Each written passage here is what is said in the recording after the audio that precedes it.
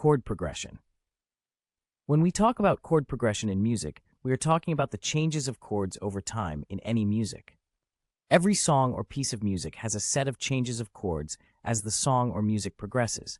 For example, the song Waymaker by Sinach has the chord progression of Fa, Do, So, La, according to the original song, and this chord changes recur throughout the song.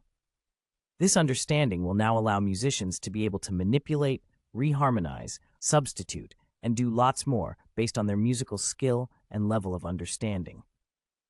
As a musician or somebody who is involved in music, when listening to any music, you are not just supposed to be listening to just the lyrics of the song alone. You should also pay attention to the progression of the song or piece. That being said, Roman numerals are used to represent the chords.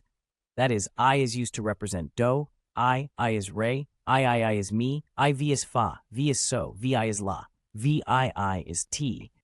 So whenever you see chord I, just know it's chord 1, which is Do. When you see I, it's chord 2, which is Re. 3 is chord 3, which is Mi. 4 is chord 4, which is Fa. V is chord 5, which is So. VI is chord 6, which is La. VII is chord 7, which is Ti. It is very important to know this, because instead of saying chord 1 or chord 2 and so on, or instead of saying Do or Re or Mi, which could be confusing to the notes of the music piece, Roman numerals are used to represent chord changes in music. So for Waymaker, instead of writing Fa, Do, So, La, it is written like this, I, which is chord 4, chord 1, chord 5, then to chord 6. I hope you understand this. Like I have said before, all songs have their progression. Some are 1, 4, 5, 4, and an example of songs with such progression is My Lord is Good O, a very popular praise song.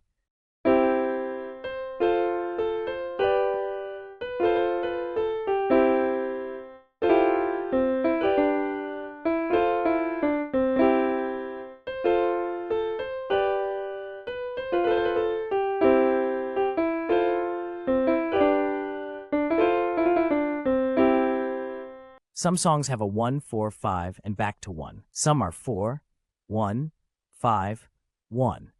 The progression of a song is determined by the composer of the song. By the time you start playing different songs and start paying attention to the progression of a song, you will, in no time, start getting used to the sound and understand the changes and the progressions whenever they occur.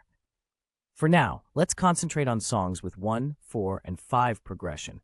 The reason for this is explained in the next tutorial. Another thing that is very important in this stage is understanding that there are different types of chords, just as there are different types of scales.